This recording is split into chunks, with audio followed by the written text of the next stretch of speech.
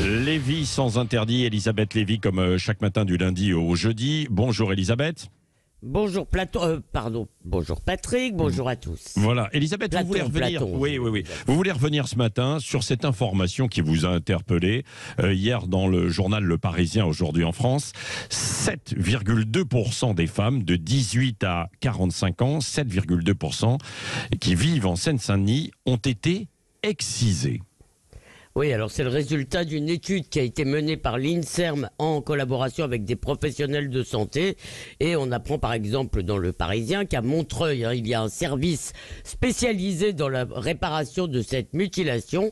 Et 13% des femmes qui avaient accouché dans cet hôpital en 2018 étaient excisées. C'est vous dire l'ampleur du problème, qui concerne surtout des femmes originaires d'Afrique subsaharienne, Mali, Sénégal, Côte d'Ivoire et Guinée. Mais dans le monde, les pays qui excisent le plus, plus de 85% des fillettes le subissent, ce sont le Soudan, l'Éthiopie et l'Égypte. Alors attention, cette pratique, elle n'est pas religieuse au sens strict, elle a été interdite par l'université Al-Azhar en Égypte, elle a été condamnée par le pape, elle est illégale dans de nombreux pays et on n'en trouve aucune trace dans la Bible ou le Coran. Donc ça relève plutôt d'une superstition et d'une tradition qui s'est agrégée à certaines formes d'islam dans les pays que j'ai cités. Et des mères aimantes l'infligent à leurs filles comme leur mère la leur a infligé. Une militante raconte, toujours dans Le Parisien, que jusqu'à l'âge de 20 ans, elle croyait que toutes les femmes du monde étaient excisées. Alors bien sûr, cette pratique véhicule une vision terrifiante de la femme et du sexe.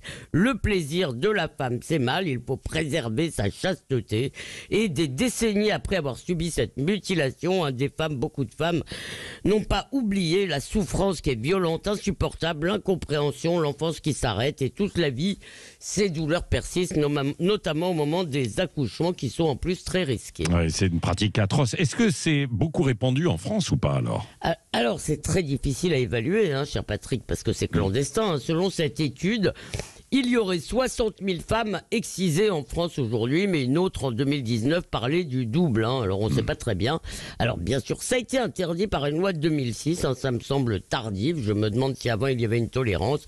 Il est probable que la plupart de ces excisions, cependant, sont pratiquées à l'étranger lors de vacances au pays. Mais on peut et on doit d'ailleurs les poursuivre en France, même si elles ont été faites ailleurs. Alors cependant, on le sait très bien, c'est très difficile de lutter contre l'anthropologie, de convaincre ces familles.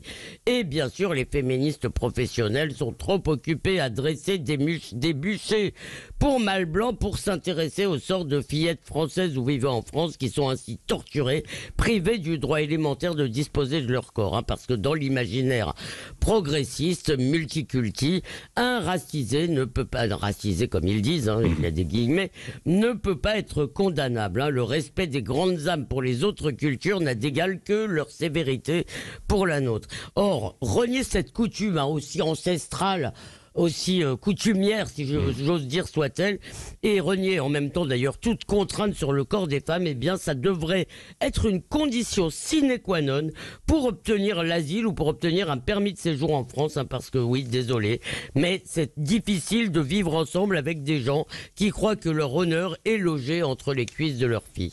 Merci Elisabeth.